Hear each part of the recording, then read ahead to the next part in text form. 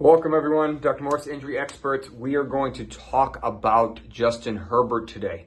So this offseason, he had dealt with a plantar fascia injury, probably a partial tear of the plantar fascia, which is essentially let's move my little guy over here, which is essentially a partial tear of where the plantar fascia attaches from the heel to the toes. That has since resolved and he's doing much better with that. But now, he suffered a right ankle injury on if you want to hold my buddy's leg up, on Sunday, when he actually suffered a potentially significant injury. Probably not significant to the point where he's going to miss, but he's definitely going to be compromised. And they even mentioned maybe Easton Stick might have to come into the game. So what happened was he was basically getting sacked. You can see the still image right here. It's not a clear shot, but he got sacked, and his kind of almost like a Pacheco injury where he actually kind of came down and kind of went backwards. So traditionally, I can't see the perfect angle of his ankle, just given the video that we have available.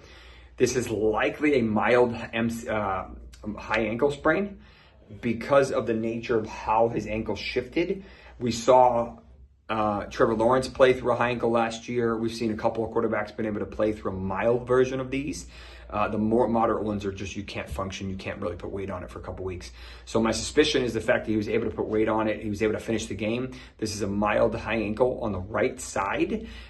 They confirmed that x-rays were negative. If they weren't negative, then the split between these two would have been huge. And that would mean he would need a tightrope, he would need surgery, and that basically is probably what Cooper Kupp is dealing with. So the fact they said his x-rays were negative means there's no fractured fibula, which is what Pacheco is dealing with, and there's no bad high ankle, moderate to severe high ankle. So this likely tells me it's a moderate lateral ankle, classic lateral ankle, or a mild high ankle sprain.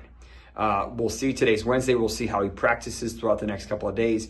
I'm assuming he's going to be able to go. He's going to be a little bit more restricted. We might see him lose his potency and effectiveness because it would be his push-off leg, and he's going to be a little bit more restricted in the pocket. We might see this impact Quentin Johnson, who's looked much better, Ladd McConkey, and maybe we'll see Josh Palmer, depending on his knee. But overall, that's our thoughts here for Justin Herbert heading into week 3. Thank you for tuning in. If you like the video, do me a favor, smash a thumbs up, subscribe, and check out some of the other videos and content on theinjuryexperts.com.